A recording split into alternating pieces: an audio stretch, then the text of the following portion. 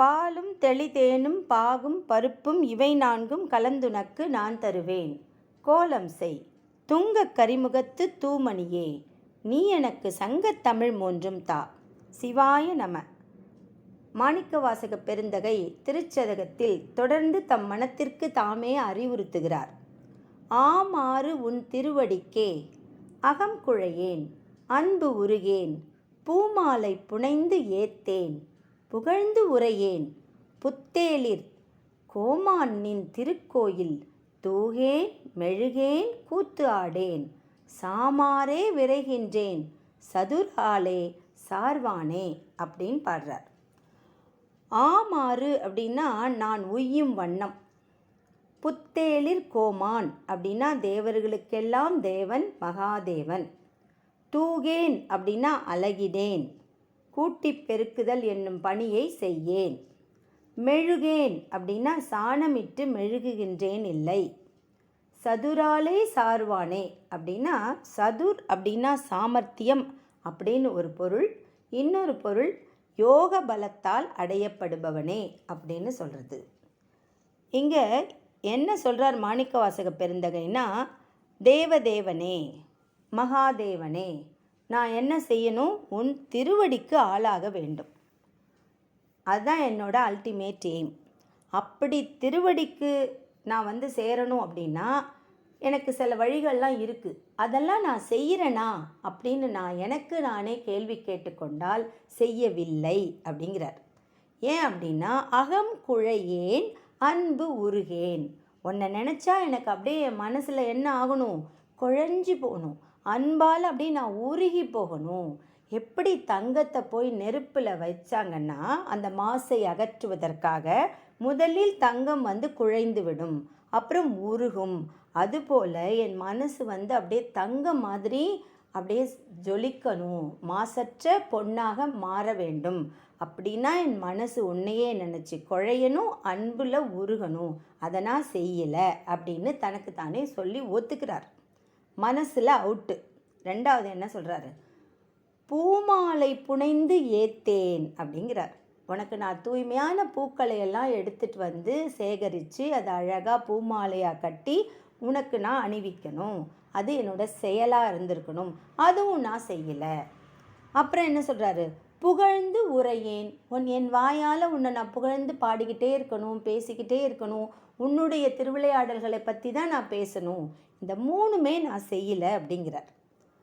ஆனால் நீ எப்படிப்பட்டவன், புத்தேளிர் கோமான், நீ தேவர்களுக்கெல்லாம் தேவன் மகாதேவன். சரி, நான் இது மூணும் செய்யலை, இன்னும் செய்யலாம். உனக்கு இதை செய்யலை, இன்னொன்று செய்யலாம். என்ன செய்யலாம், நின் திருக்கோயில் தூகேன். உன்னுடைய திருக்கோயிலில் நான் உள்ளே அதை நான் தூகி இருக்கணும். அப்படின்னா கூட்டி பெருக்கி சுத்தம் பண்ணியிருக்கணும், துப்புரவு பணியை செஞ்சுருக்கணும். அதையும் நான் செய்யலை, செய்ய மாட்டேங்கிறேன். மெழுகேன், சாணமிட்டு அழகாக மெழுகி இருக்கணும். அதுவும் நான் செய்யலை.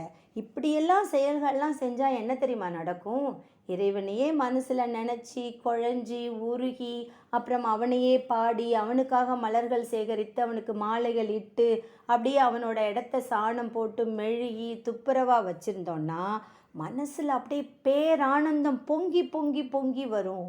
அப்போ இறைவனுடைய நினப்பிலேயே பித்து பிடிக்கும். அப்போ என்ன செய்வேன், கூத்து ஆடேன். கூத்து ஆடணும், ஆனால் நான் ஆடுறேன்னா நான் கூத்து ஆடேன், ஆடவில்லை. சாமாரே விரைகின்றேன் அப்படின்னா எனக்கு என்ன கிடைக்கும், சாமாரே விரைகின்றேன் அப்படின்னா விரைந்து எனக்கு சாவு தான் வரும், மரணம் தான் வரும். ஏன் தெரியுமா, சாதாரண அற்ப மானிடர்கள்லாம் என்ன செய்வாங்க அப்படின்னா, உண்ண உணவு இருக்கான்னு பார்த்து சாப்பிடுவாங்க, உடுக்க உடை இருக்கான்னு பார்த்து உடையை உடுத்திப்பாங்க, உறங்க இடம் இருக்கான்னு பார்த்து தூங்கிடுவாங்க. இது தானே நம்ம பேசிக் நெசசிட்டிஸ்ன்னு சொல்கிறோம். ஒரு அடிப்படை தேவைகள் மனிதர்களுக்கு உண்ண உணவு, உடுக்க உடை, உறங்க இடம். இந்த மூணும் இருந்தால் போதும்னு நிறைய பேர் இருந்துகிட்ருக்காங்க. அதே மாதிரி தான் நானும் இருக்கேன்.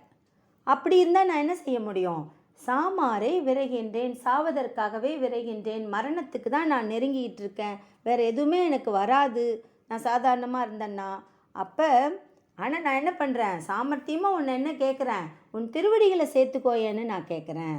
அப்படிலாம் கேட்க முடியுமா? சதுராலே சார்வானே அப்படின்னா உன்னை எப்படி அடைய முடியும்? யோக பலத்தால் அடையப்படுபவனே, உன்னை சாதாரணமாக அடைய முடியாது, அப்புறம் நான் ஏன் ஆசைப்படுறேன் அப்படின்னு தனக்குத்தானே தன் மனதுக்கு அவர் அட்வைஸ் பண்ணுறாரு அப்படிங்கிறது தான் இந்த பாட்டு. இப்போ திரு தண்டபாணி தேசிக சுவாமிகள் என்ன சொல்கிறாங்க அப்படின்னா, சிங்கிள் பாயிண்டில் அவர் ஒன்று சொல்கிறாரு, கடமையை செய்ய மாட்டேங்கிறேன், உரிமையை கேட்குறேன், இது சரியா அப்படின்னு தன் மனதுக்கு தானே. இது சாதலுக்கு உரிய நெறியே தவிர இறைவனின் திருவடிகளை அடைவதற்கான நெறி அல்ல அப்படின்னு தனக்குத்தானே தன் மனசுக்கு சொல்லிக்கிறார் அப்படின்னு சொல்கிறார். சுவாமி சித்பவானந்தர் என்ன சொல்கிறாங்க அப்படின்னா, புத்தி யோகம்னு ஒன்று கிடைக்கும். இறைவனை தொடர்ந்து நினச்சிட்ருக்கிறவங்களுக்கெல்லாம் இறைவன் அருளால் புத்தி யோகம்னு வரும். அதை தான் உபநிடதம் என்ன சொல்லுதான், அந்த புத்தி யோகத்துடைய மேன்மையை சிறப்பை குசலம் அப்படின்னு சொல்லுமா. புத்தி யோகம் ஒரு ஆத்ம சாதகனுக்கு கிடைச்சிடுத்துன்னா அவன் மனசில் ரொம்ப தீவிரமான பக்குவியாக மாறிடுவானான். அப்போ அவன் என்ன செய்வானா, எப்படி சூரியன் கிழக்கில் அழகாக உதித்து மேற்கில் போய் அழகாக மறைஞ்சிடுதோ, எப்படி காலையில் உதித்து மாலையில் மறைகிறதோ, அது எவ்வளவு கரெக்டாக தினமும் நடக்குதோ அந்த அளவுக்கு இந்த தீவிர பக்தன் என்ன செய்வானா, மனசால் இறைவனை மட்டுமே நினச்சி நெக்குருகி குழஞ்சி அழஞ்சி அப்படியே அவனோட மனசு பக்குவமாக வச்சிருப்பான். அப்புறம் அவன் என்ன பண்ணுவான், தன் வாயை திறந்தாலே இறைவனின் நாமங்களையே பாடுவான், இறைவனின் புகழையே அவன் போற்றி போற்றி பாடிக்கொண்டிருப்பான், பஜனையில் கலந்துப்பான், நாமாவளி சொல்லுவான், இதையே தான் சொல்லிக்கிட்டு இருப்பான் வாயால். உடம்பால் இறைவனுடைய திருப்பணிகளையே மேற்கொண்டிருப்பான். இதை தான் அவர் திரிகரணங்கள் அப்படின்னு சொல்கிறார். திரிகரணங்கள் மூலமாகத்தான் தெய்வ வழிபாட்டை செய்து தெய்வத்தின் திருவடிகளை அடைய முடியும் அப்படின்னு சுவாமி சித்பவானந்தர் சொல்கிறார். இதெல்லாம் மாணிக்கவாசகருக்கு ஆல்ரெடி தெரியும், ஆனாலும் தான் செய்யலையே அப்படின்னு வருத்தப்படுறார் அப்படின்னு சொல்கிறார். திரு ஆசா ஞான சம்பந்தம் என்ன சொல்கிறார் அப்படின்னா, திரும்பவும் மாணிக்கவாசக பெருந்தகைக்கு மனசுக்குள்ள ஒரு குரு இருக்கார். எல்லாருமே நமக்கு பிடிச்ச ஒருத்தவங்கள ஒரு குருவாக வச்சுருப்போம். அதே மாதிரி அவருடைய குரு ஒருத்தர் இருக்கார், ஆசான். அது யார் அப்படின்னா கண்ணப்ப நாயனார். கண்ணப்ப நாயனார் தான் மாணிக்கவாசக பெருந்தகைக்கு பெரிய இன்ஸ்பிரேஷன். அவர் மனசு இப்போ சொல்லுது, கண்ணப்ப நாயனார் எப்படி உருகி உருகி குழஞ்சி குழஞ்சி கும்பிட்டாரோ அப்படி தான் நான் கும்பிட்ருக்கணும், நான் அந்த மாதிரிலாம் செய்யலை அப்படின்னு அவர் மனசுக்கு தோணுது. அந்த கில்ட்டி கான்ஷியஸ்னஸில் தான் அவர் இந்த மாதிரிலாம் சொல்கிறாரு. நான் ஸ்தலங்களுக்கெல்லாம் போயிருக்கணும், உனக்கு மெழுகி இருக்கணும், பூமாலை சூட்டியிருக்கணும் அப்படின்னு வரிசையாக சொல்லிக்கிட்டே வராரு. அப்புறம் அவருக்கு தோணுது, தாம் இப்படி செய்யலையே அப்படின்னு சொல்லி அவருக்கு ரொம்ப கஷ்டமாக இருக்குது, ஃபீல் பண்ணுறாரு. அந்த ரொம்ப மனசு வலியில் தான் இந்த பாடல்களே தொடர்ந்து வருது அப்படின்னு ஆசா ஞானசம்பந்தம் ஐயா அன்போடு நம்மளோட பகிர்ந்துக்கிறார். இந்த பாட்டின் பொருள் என்னவோ இதுதான். ஆனால் ஆசா ஞானசம்பந்தம் ஐயா இன்னொன்று சொல்கிறார். அவர் என்ன சொல்கிறார் அப்படின்னா, இறைவனுக்கு தெரியாதா, மாணிக்கவாசகரின் பக்தி தெரியாதா, அவரோட பக்திக்கு இணங்கி தானே இசைந்து தானே அவர் கீழே வந்தார், அப்போ அவரை ஏன் விட்டு சென்றார் அப்படின்னா, இவர் நமக்கு ஒரு காரணம் சொல்கிறார். பரா அமுது, பரா அமுதுன்னா அப்படியே திகட்டாத அமுது. எது திகட்டாத அமுது? திருவாசகம் எனும் தேன் தான் திகட்டாத அமுது அப்படின்னு இந்த ஆசா ஞான சம்பந்தமையா நமக்கு சொல்கிறார். திருவாசகத்தை பாடின மாணிக்கவாசகர் அதை சொல்லலை, இவர் நமக்கு சொல்கிறார். சிவபெருமானுக்கு தெரியாதா என்ன, இந்த மாணிக்கவாசகரை இங்கே விட்டுட்டு போனதுக்கான காரணம் என்னன்னா, இந்த பரா அமுதாகிய திருவாசகம் வெளிப்பட வேண்டும், அது இந்த மாணிக்கவாசகரின் மூலமாக வெளிப்பட வேண்டும். இது வெளிப்படுறதுனால என்ன நடக்கும் அப்படின்னா, மாணிக்கவாசகர் மட்டும் திருவடிகளை அடையப் போவதில்லை, இந்த திருவாசகம் எனும் தேனை பருகி அதன் மூலமாக இறைவனை நினைத்து மனம் குழைந்து உருகி நிறைய கோடானு கோடி பக்தர்கள் இறைவனின் திருவடிகளை நோக்கி வருவார்கள். அதுதான் சிவபெருமானுடைய பர்பஸ் அப்படின்னு சொல்கிறார். சிவபெருமான் அதை தான் ஆசைப்பட்டிருக்காரு. அதனால தான் மாணிக்க வாசகரை இங்கேயே விட்டுட்டு தில்லைக்கூத்தனை போய் பாடுன்னு சொல்லிட்டாரு. அது மட்டுமல்ல, தில்லைக்கூத்தனை மாணிக்க வாசகர் பாடிக்கிட்டே இருந்திருந்தா இந்த திருவாசகம் நமக்கு கிடைச்சிருக்காது. என்ன பண்ணுறது அப்படின்னு தானே அந்தணன் வடிவேற்று நீ பாடு நான் எழுதுறேன்னு சொல்லி தானே எழுதி நடராஜரின் முன்னால் அந்த ஓலைகளையெல்லாம் சுவடிகளையெல்லாம் வச்சுட்டு போயிருக்காரு. ஸோ சிவபெருமானே தான் மாணிக்க வாசக பெருந்தகையின் மூலமாக திருவாசகம் எனும் திகட்டாத தேனை அமிர்தத்தை எழுதி டாக்குமெண்டேஷன் பண்ணி நமக்காக கொடுத்துருக்கிறார்.